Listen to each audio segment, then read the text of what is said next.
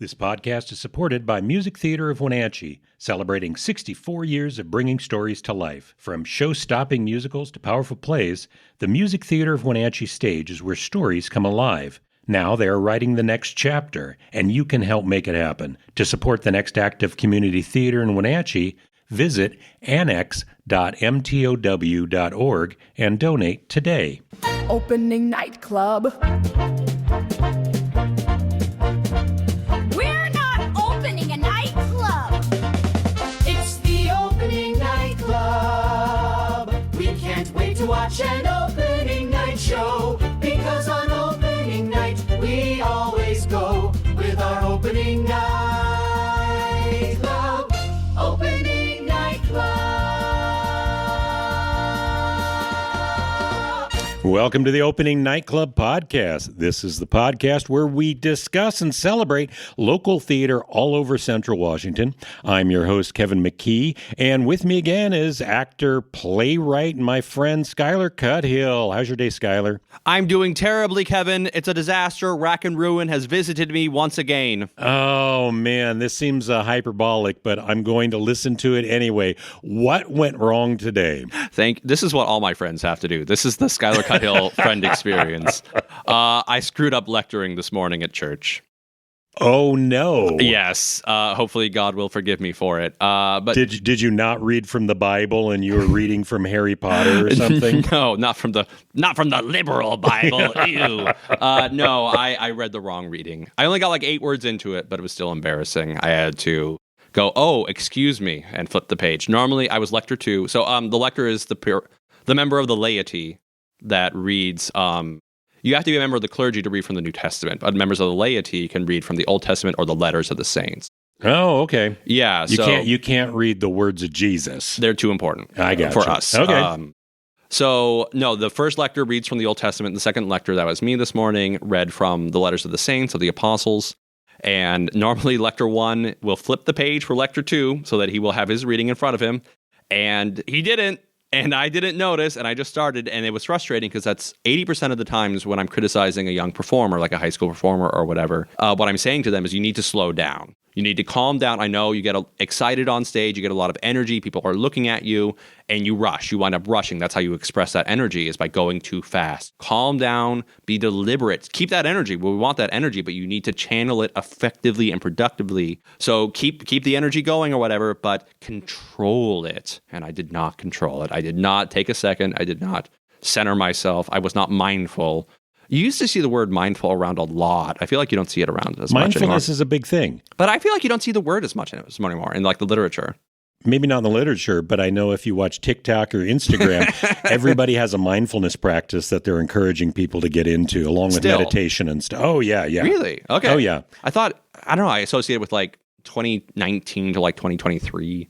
But I'm not super hip on like what the 19-year-old girls are watching on TikTok these days. You would be better because of your daughters. You'd be better. I got a little more of that.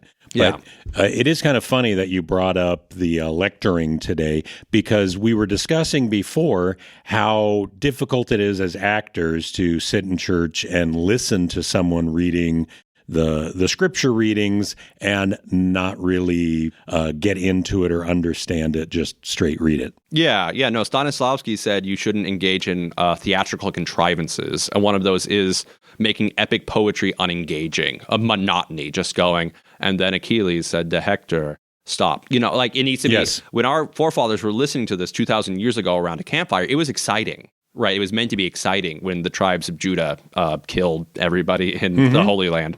Right, this is meant to be like really engaging stuff. So read it like it's engaging. This is adventure. This is real. This is real life. You know. So that's and then I did it. I just went. Oh no! But that's how it goes. You know, it happens to the best of us, Skyler. Yeah. Humans, a brief primer. I went too fast. Yeah. Right? This is the thing. This is why it's 80% of the time the criticism I'm making. It's so common. Speaking of Humans, a brief primer, we are working on trying to get that done again in Wenatchee at some point in 26. Yeah, I'm hopeful. We still have to get it organized, but I am hopeful. There's a new version of the script. Oh, right. Of course there is. There's a new section, and I believe it's funny. I think it's funny. It's gonna involve another actor. I'm getting bigger. Yeah. Really? Yeah. Okay. We'll do an open casting call. Okay. If you would like to be an alien. Okay. There won't be an open casting call. Do they get to have a gun? No. They don't get a laser, They do. ray gun, They do. heart attack gun? They do get to dance. Wow. Yes, there's a dance section. I think now. you're limiting your eligible actors. Not dancing well. Oh, I gotcha. It's not an involved dance. They got to do the Elaine Bennis. Yeah, with the kicks That's and the right. thumbs. But yeah, we are hopeful. And I do want to say, I am working on a new project. Okay. You're writing a new project. Yes. Okay. Yes. And God willing, it will be like workshopped in 26 and then appear somewhere in the valley in 27. Okay. Yeah. So it's always so embarrassing when you tell everybody about a project and then you have to climb down later because it didn't work out. So I don't want to talk too much about it. And then I get my leg blown off and like, I'm not writing a show anymore, whatever. So I don't want to take up too much airtime with that. Is that what's going to stop the show being written? Having your leg blown off? Ironically, I picked probably the least important limb for writing a show. Any other limb would be more important. Your eyes, your nose, your eyes or your arms. Those would be like the writing Yes. apparatuses. Yes. Right. Yeah. Whatever. I think if you had your leg blown off, like that, you could write really well, in fact, because you'd have lots of time to write. You wouldn't be out running anywhere. Rack and Ruin has visited me again, Kevin. I made spur of the moment incorrect analogy on the podcast. This is how it goes. That's how it goes. But how are you? How are you doing? How's the minutes? The minutes are going pretty well. We've actually blocked the entire show at this point. And wow, you made your deadline. we made the deadline. Wow. And so the whole show has been blocked before Thanksgiving. And so in the next few days, we will be running sections of the show. We're going to be tightening down the script and working on our characterizations and really diving into the material and making sure that we understand it in a way that we can present it to the audience and that they'll understand what we're trying to do with it. I think the drilling is great. That's how you get a better performance, is by doing it again, doing it again. That's how you sit down in the role and understand it and develop new subtleties. Mm-hmm. I think if you just block it and then like, that's good enough, we're moving on, you don't get a good show that way. Brian's given us the opportunity to make big swings on our character. And so what I do one night might be completely different from the way that I do it the next night. And then after we've done it a few times, I can talk with the director and say, well, what do you think? Which way do you want it to go? So right now he just wants it to be big, knowing that we can bring it down later. Mm-hmm. I think that's great. You make a choice and try it. Sometimes you're surprised. You think something will never work and then it does, or you think something will absolutely work and it doesn't. Yeah. And the only way you find that out is by actually doing it, jumping in. Yeah. So I think that's great. So let's talk about the shows that opened this week that we were able to see. Well, Lion King closed. Lion King did close. I was able to see it on Sunday last week after we recorded this podcast. How was Lion King? A Stage Kids Lion King. This is Stage Kids Lion King, and generally we're not going to see middle school shows. There are not a lot of them out there, which is part of the reason Stage Kids exists. Oh, this is Stage Kids, not Stage Teens. This is Stage Kids. Oh. And so this is 4th to 8th graders. Oh, wow. Which means they're not high schoolers. They don't really have the opportunity to do theater in town because we don't have many middle school programs outside of Short Shakes, which is a summer program. Mm-hmm. So what we've got is just an enormous group of kids. It's a fairly expensive program that the parents will have to pay per kid to get them in this, and they pay per show and rehearse it for a couple months, and then they put it on. And they this was performed at the PAC, and honestly, it was a really good-looking show. The production was a great show. They did it to pre-recorded tracks, and they had, I think, 160 kids. Yeehaw! And they had 2 different casts. They had, I've got my script, they had the Swahili cast and the Zulu cast. That's the entire population of the Pride Lands. I think, 160. I think so. That's the entire kingdom. And I think I saw the Zulu cast. But what I saw, and so for 2 months, these kids are getting, Becca Allen is the choreographer, and So the choreography was really good. And they had so many kids, so they could bring them out in kind of groups. And so this is the group of hyenas. This is the group of the lion pack. These people are the clusters of grass that are out there dancing in the wind. You know, when we die, our bodies become the grass. They do. Yes, ashes to ashes. The antelope eat the grass. Okay. Yeah, that's the entire circle of life. You were able to work in Circle of Life. Very nice. Well, as you know, as a 90s kid, Lion King was very important to me in a way that I'm betting it wasn't important to you, because I don't think your kids weren't born yet. No, but I knew about Lion King. No, I mean, Lion King's important, but for me, it was like revelatory. Oh. You know, because I was like 7 when it came out. Okay. It's a great movie. It's aged really well. It's a fantastic movie. Yeah. So they were doing Lion King Jr., and which I think what they're doing for the juniors is they'll make them slightly shorter. They might drop a song or two.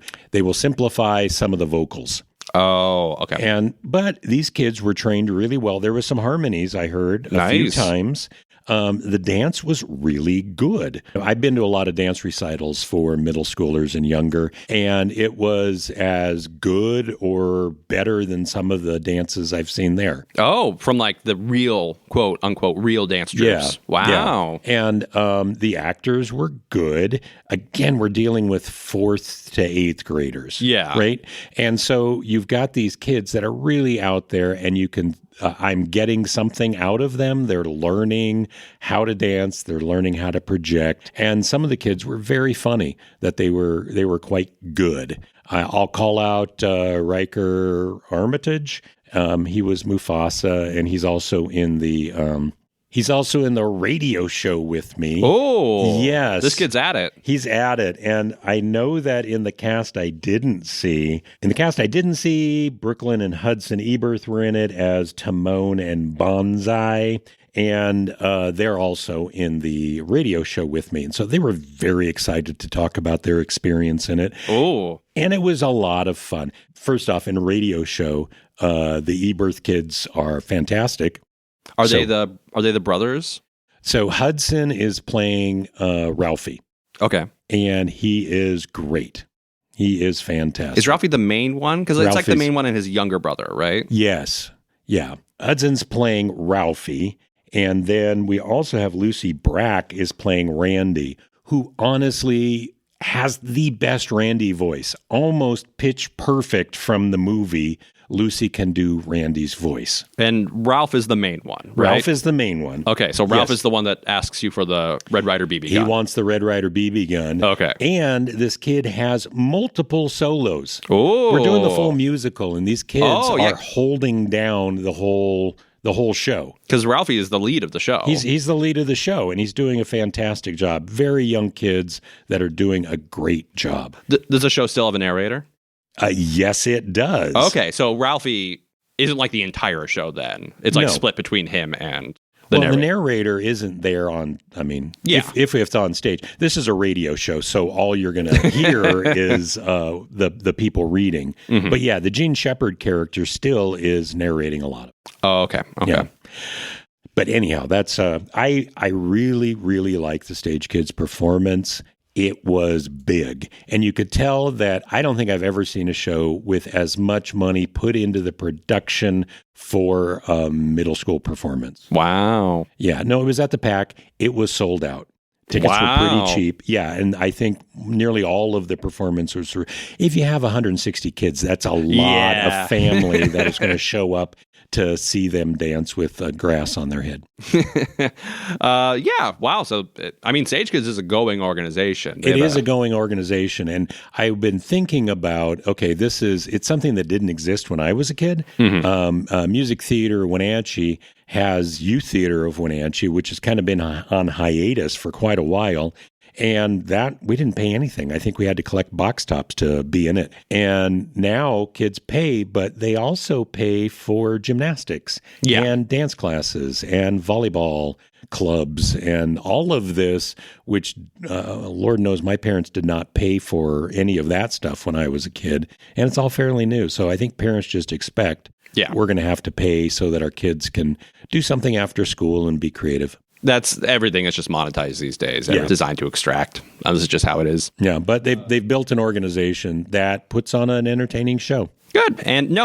So I looked at the Stage Kids website. They actually aren't, at least according to the website, they're not doing a Christmas show this year. Okay. Because I would go to the White Christmas when they did it. Yeah. Right. But yeah, no Christmas show this year, but their next show is going to be Robin Hood in February. Oh, okay. Yeah. So we'll look forward to that. And I think Robin Hood is new for them. They've done Lion King Jr. multiple times. Yeah. Well, no, because I'm a Daniac. Right, and Dane was in it, I think, twice. Oh, so yeah, I heard a decent amount about it. Although I never saw it. It was always on top of something else for me. We've got something else that we're performing in or rehearsing. Yeah, this is because Santa Claus Conquers the Martians got canceled. This is like the longest I've gone without a show since before I started doing this. Because my last show was 12th Night in summer, and my next show presumably will be Lumber Summer Theater if everything works out for me. You never know. Well, unless you try for Legally Blonde for Apple Blossom. Yeah, I could be the gay European. You could. I could. I really could. I shouldn't say it so jocularly. I could be the gay European. Not the gay or European. He is gay and European. No. So this is a spoiler. Spoiler. I'm sorry. You gave it away. The movie is over 20 years old. If you don't know the plot to Legally Blonde, leave me alone.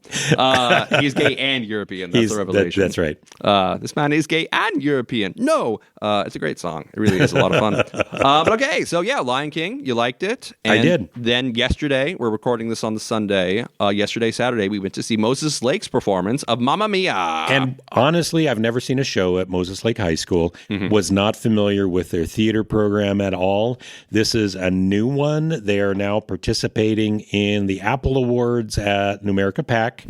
And so this was a show that, well, first off, you and I have both been in Mamma Mia. Yes, if you're a theater person in the 21st century, you've been in Mamma Mia. We're very familiar with this show. We saw it a couple years ago. Kashmir did it, which for my money was one of the best musicals put on by a high school in the area in a while. I missed it, and it's such a sadness because I'm friends with Ali Moran, who was the lead in that. And she had Sophie, She talks about it really highly. It was a great show. Yeah, it was a fantastic show.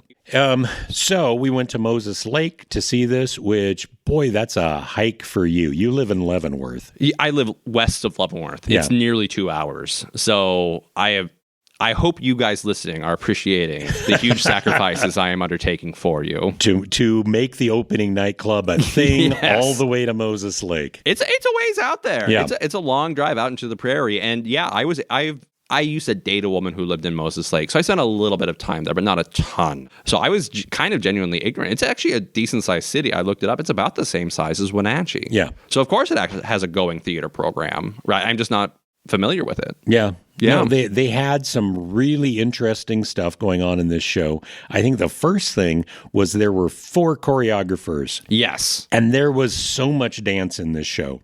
Mamma Mia is not traditionally like a dance show. Like there's disco, but you don't think of it and go, oh my gosh, the dance. There was a ton of dance and it was really good. Yes. I was like surprised by it, generally speaking. Like the set was really good. The costume was really good. But there's a ton of dance. It was generally very, very good. It has a lot of numbers that we are all familiar with where everybody's out there and they're doing Dancing Queen or Waterloo. Yeah. But then there's other numbers that are more ballads and it might be done with 1 or 2 people on stage. And those had dance, which generally I don't remember those ever having dance. No. And they were much closer to ballroom dancing type moves where they were doing lifts and things like that in the middle of them. No, so in Act 1, we've all seen Mamma Mia. Act 1, it's very poppy, very peppy, exciting things are happening. And then Act 2, almost all of Act 2 is either Donna singing a sad song or somebody coming on to sing a sad song at Donna, right? It's just this nonstop sadness train, right? And so in Act 1, it's very poppy. The dances are fun, big formations. Then Act 2 is a lot of like Donna stepping down center and singing sadly. And the way they gave that some more visual texture or whatever is they had a mini stage on the stage right, in shadow. And they would have the girls come out, like the dance troupe girls come out, the featured dancers, and they would do like an interpretive dance in shadow to like show, oh, Donna's being broken up with, or somebody's breaking up with Donna, right? And oh, she's so sad. Like Donna is like beating the floor in time to the music. The Donna dancing character. Yes. While Donna is singing sadly downstage. I was like, oh my God, I love it. Yeah, I love them committing more. Like, how do we make this interesting instead of she's going to put her hands in her pockets and sing The Winner Takes It All, which is a good song. We all love it, but it's Park and Bark, So I was like, oh my gosh, this is great. The dancers were dancing. We say shadow, and this isn't your traditional like white curtain with a shadow from behind. They were lit behind, but they were lighting up the backdrop, which they had the very colorful grease backdrop. Yeah. And so they were dancing in front of that, and it was very pretty. Yeah. No, it genuinely was a great effect. So it was a big cast, and there were like 6 to 8 girls, I think, that were clearly like from a dance studio. Yeah. Because they were down center in every formation, and they were very good dancers. Yeah. And they were the ones that were doing like the shadow dancing. They were great. Well, and they also had a couple kids, and one who was fantastic, and they were gymnasts. And so they're doing backflips across the stage. Yeah, no, the tumbling, the athleticism. It was fantastic. Yeah. I did want to call out Rosie on that one, the girl playing Rosie, Emma Levitt, who during her number, and Rosie's a supporting character, and her number really, her only number is Take a Chance on Me. Yeah. And she sings that with Bill. Your character. With the one that I had played. And so Bill has a couple lines, but it's all Rosie's number. It's 90%, 95% Rosie. And that number killed. It was the best number in the show. It was a dynamite. fantastic number. Yeah. And they were dancing through it. At one point, she's like army crawling under the chairs while singing. Mm-hmm. And then there was another point where they grab elbows and she barrel rolls across his back while singing. And she's a sophomore. Yes. We looked her up in the program. Yeah. Right. So she has the musical theater voice. She's got the bright cutting voice. Mm-hmm. Right. So that's like, oh, this girl's like, she's it. She is like the music. Often, in a school, you'll have like a lot of kids that are happy to do it because like their friends are doing it, something to do, yada, yada, yada. And then there's like a couple, generally girls, that are like, this is going to be me. I'm going to Broadway. Right. This is my life. And she looks like it. She's got skills. Yeah. And she did her hair really nicely too. She did the Farrah Fawcett like feathered hair. And it's like, wow, you didn't need to do this, but you did. I salute you. Went all in. Yeah. No, she also, Bill was Caleb Stanberry, who was good, but I noticed in that scene, she brought him up as well. So that was also his best scene. Yes. So I think it was really, that was a standout number. Really did like it. It was the standout number. Yeah. It was dynamite. Yeah. They had a really good Sophie, Ruby Nishida. She was great. And Sophie has a lot of the singing lines, and she has to carry a lot of the energy of the show, and she really did well with it. Yeah. And I will say, so Emma Levitt in the program, it said that she said that she had worked with Spokane Valley Summer Theater before. Yeah. So she is like coming in with some kind of professional background. And I had heard of Spokane Valley Summer Theater before, but I didn't know about it. Like CDA, Coeur d'Alene, is much better known, right? We've all heard Coeur d'Alene. Well, we've had a lot of Wenatchee kids and Leavenworth kids that have performed at Coeur d'Alene. Yeah, well, and John Wagner, who founded Leavenworth Summer Theater, he came from Coeur d'Alene. Oh, okay. Yeah, he moved there to do CDA in like 84 or something. Okay. And then CDA had some kind of terrible problems in like 93. And so they didn't perform for a while. And John Wagner was like, oh no, what do I do now? I know, I'll found a theater. Yeah. The 90s, you could just do things. Well, it was a much better time. Thank God they did that. Yeah, it's an interesting story. He had like a money friend. He had like a finance friend. Yeah. Good Kids, to have. Young people, if you're listening, trying to have a money friend. That is a great advantage in life. But no, and I thought I had actually heard about Spokane Valley Summer Theater recently in the news, and then I looked up their website to confirm it, and they just canceled their 2026 season. Oh. Yeah. Speaking of the Coeur d'Alene canceling their season, right, back in the day. Real sadness. They had traditionally performed in a high school there, and the high school raised the rate on them and wouldn't give them the dates they needed. So they parted. It's tough to know the truth of things when you're only operating on one source, right? I have no ideas of the internals of this. But yeah, then they said they are building a for-purpose performing space in Spokane Valley. On the website, it said a $48 million theater that would run year-round, which is hard to believe with the state of the arts in America right now. Well, it is Spokane Valley, though, which is just growing leaps and bounds. Yeah, no, Spokane is a big, important city in Washington, right? But I don't know, just like all the theaters are struggling so terribly right now. And generally, theaters are run on a shoestring budget anyway in good times. Yeah. So to say in bad times when things are shutting down, Nope, new $50 million facility. It's like, oh, yeah? But I have no clue. I genuinely don't know. But it'd be exciting if it happened. That'd be great. That's a big facility. It said it was like a 600 seat facility. That's the size of the pack. With 300 parking spaces, and would operate year round specifically as a theater. They would have 6 main productions a year and then additional like events, holiday type stuff. So God bless them if they can do it, but that seems like a lot. That's a lot. But yeah, I also really like Paisley Ashton, who was Tanya. Oh, Tanya was great. Yeah, she was. Yeah. Both of them, they were really strong. I also wanted to call out the costumers on this one. Yes. There was so many costumes. We noticed that everybody had Greek peasant costumes and that were fun and seemed to represent who they were as the townsfolk. But then when it came to the bachelorette party, all of the girls had matching pink outfits. Not matching as the outfits were the same, but color palette was the same. Yeah, and then they had togas at the end. Everybody had a ton of costumes. And then for the wedding, all the girls were in green. Yeah. Everyone had multiple costumes. The toga costumes came out after the curtain call. Yeah, for the big finale sequence. Yes, so the ensemble came out, did the curtain call in their wedding outfits, and then the leads came out in their jumpsuits. Yes. Which the jumpsuits were fantastic. That's kind of how I judge. We've all seen Mamma Mia so many times. That's kind of how I judge the quality of the production. How are the jumpsuits? When you think of ABBA, you think of the jumpsuits. Yeah. Number one, the music, obviously. But then number two, the jumpsuits. They're so iconic, right? And the jumpsuits were great. They looked really good. Yes. They put a ton of work into them. And I don't think I would have noticed that. I mean, as a guy, I don't know that I would say that's a good jumpsuit. But having to put myself into one of those jumpsuits and realizing, well, first off, it shows off a lot. But you get into those jumpsuits and it's like, there's a fine art to making jumpsuits that look good. Yeah. Yeah. I will say that when we did it, the guys came out during Waterloo. There's like a 3-song sequence at the end. And it was great. Like we had alleys. It was like a big, oh my gosh, the guys have jumpsuits too. Like anybody's surprised by that. We've all seen it so many times. But still, it was like a nice effect. And I will say that the guys just kind of like infiltrated on with their jumpsuits. They came on so quick. Yeah. I think I might have even said to you during it, wow, they had a quick costume change. But I wish the effect had been more pronounced. It could have been more theatrical. And I will say that you see this sometimes with like kids shows. They were selling like merch to be used during the show in the lobby. Oh, I hate this. I hated it. Like I've seen Cinderella, they have like wands for like, like the audience is going to cast the spell too. Sure.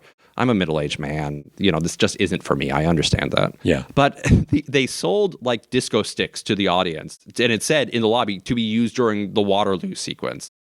And the audience didn't know when the Waterloo sequence started, so they started waving them around during the bows. And I was like, oh no, we've got like another 10 minutes, people. Well, you're all committed to waving the sticks for like 10 minutes. That wasn't the thing that irritated me. The fact that they've got these shows where they have light up things that they hand to kids in a dark auditorium and tell them, don't turn it on for 2 hours. They've got a toy in their hand. And so inevitably, the people behind us, we were sitting there and there was a kid and all of a sudden there's a strobe light going on. They said no flash photography, but then they hand all of the kids strobe lights. It was like a 4-year-old was right behind us. Yeah. So number one, he had a lot to say about the show. He did seem to like it. But number two, he did have his hands constantly on the disco stick.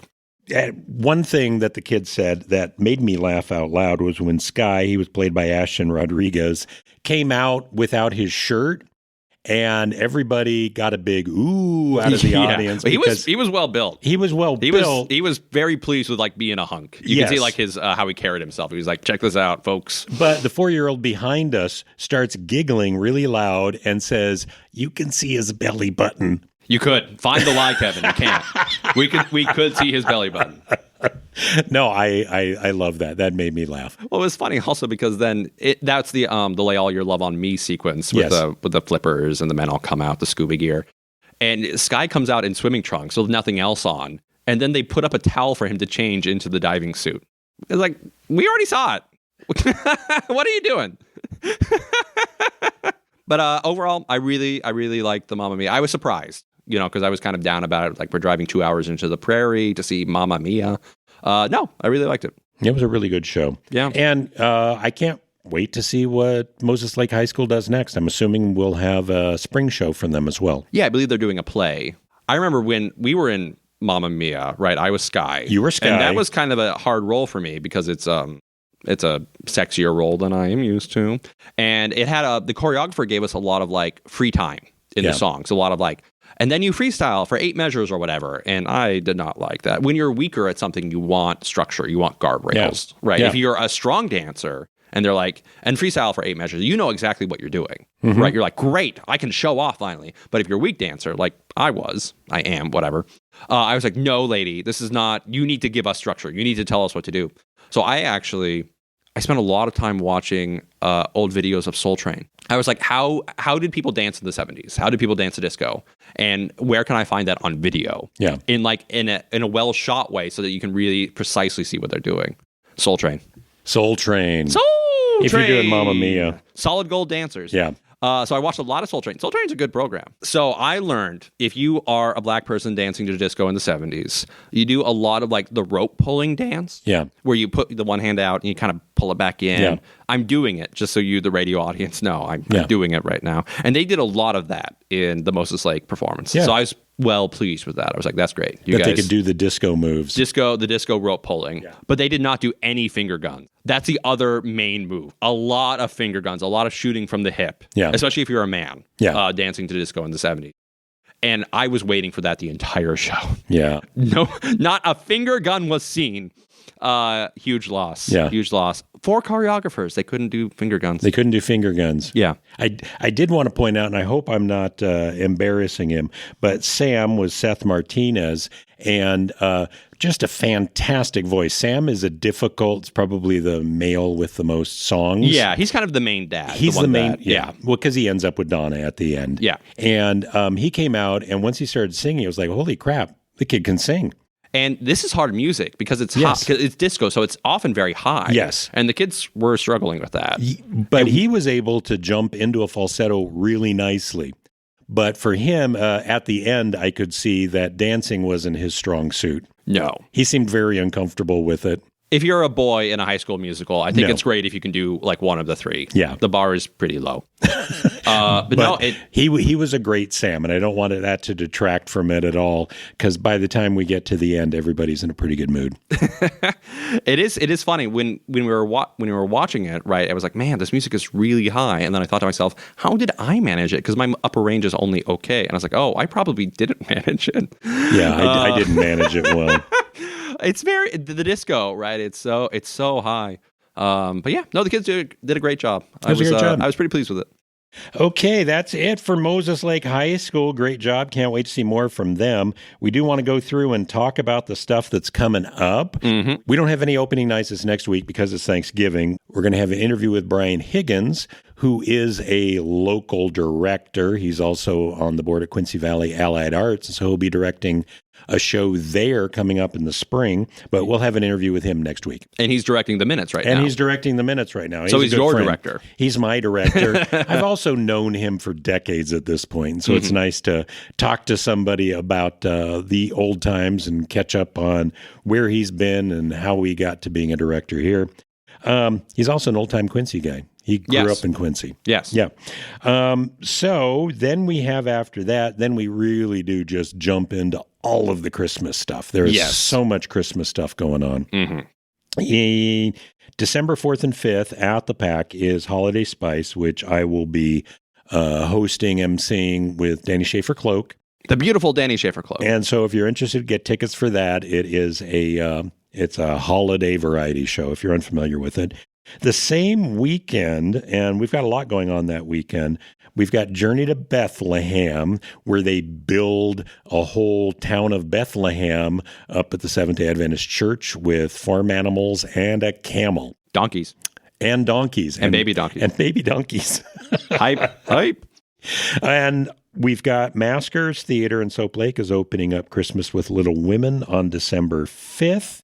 Also on December 6th is the community singing of Handel's Messiah at the Wenatchee High School. Oh, you were talking to me about that. Yes. So anybody, if you are interested in participating, and there's no preparation, you can just show up and they will hand you music And if you want to be part of a choir singing Handel's Messiah, you can do it. I think all they're asking for is a can of food, donate to the food bank. That sounds dangerous to just give people music. They don't just give people guns. They're just giving people music. Well, there's very few times you can kill somebody with music. Is that so? Well, there's a whole song about killing somebody with music. I've heard it. Well, let's hope they're not going to kill somebody with Handel's Messiah. Okay. Probably not that one. Probably all the not songs that you one. can kill somebody with. That's right. After that, we're going with Music Theater's opening up Christmas Carol on December 11th. I will be there. We will be there. We will be there. The opening night club will definitely Yes. be there for opening night of A Christmas Carol. It's directed by Henry Heddick. And I keep promising we're going to go through the cast list, and I don't have it right now, but we will at some point in the future. It's a lengthy cast list. It's a lengthy cast list, yes. We've missed a decent number of opening nights. We've gone to like every show, but there's just a lot going on. But we will be at opening night for The Christmas Carol. We will be there. On December 13th, we have the Nutcrackers being performed at the Numerica Performing Arts Center. By Fabulous Feet. By Fabulous Feet. Our own dance studio. That's right. Melissa Miller. After that, December 16th at the PAC is the Old Time Radio Show, where we are doing A Christmas Story, the musical. I will be singing as Drunk Santa. You are in 2 shows right now, and I am in none. How is this fair? I'm in 3. I'm trying to write bits for Holiday Spice right now. The Christmas Spirit, you should give one of your shows to me. Okay. Yeah. Okay. Okay, so you heard it here first, folks. I am now Drunk Santa. Well, how about we... That's not the one you would give me? No. I want you to come on to Holiday Spice, and you can be the ghost of Ebenezer. The Ghost of Ebenezer. Well, you could be the like plot of... young Ebenezer. You could be the Ebenezer in the casket. How about that? Oh, at the end. Yeah. Okay. You could be zombie Ebenezer. That would be a good one. Write that down. Yeah, the Ghost of Christmas Future. Yeah. Yeah, that'd be good. So, I mean, the zombies are so passé, but maybe it's swinging back around, It could. becoming fun again. It could. Right? Yeah. Lampshaded. I don't know. You're the professional funny man here. You write it. So, and then, boy, we're going to take a break over Christmas. We'll have some interviews over that time period, and then we'll start back up with the Minutes on January 22nd. Ooh, the Minutes. That's right. Starring Kevin McKee. It keeps happening. It keeps happening. So that's what we've got. I am pretty excited. We've got a really, really busy December coming up. We've got a lot of performing arts and a lot happening in the Valley. There's a lot going on. Please look forward to it all. And we will be at opening night for Holiday Spice and be at opening night for The Christmas Carol. That's right. So the opening night club will finally reconvene in a formal way. That's right. Yes. We'll have to send something out. We'll all pick a bar we can meet at and get a few pre-show cocktails. I love the pre-show drink. It opens you up to the fiction of the theater. That's true. It makes you more ready to believe. Manhattan Friday. We'll have to do it. Manhattan Friday? Yeah. It's been forever since I had a Manhattan. I know I'm missing out. Okay, we're going to have to wrap this up, and I'll make you Manhattan right now. Yeah. Okay. Yeah. The 1 o'clock spicy afternoon Manhattan. That's right. Let's do it. Okay, so we've got a lot of stuff coming up. We've given you a lot of opportunities to go to opening nights. So we want everybody to go out there, support, go see some theater, join us in the opening night club, and make sure you're there on the next opening night.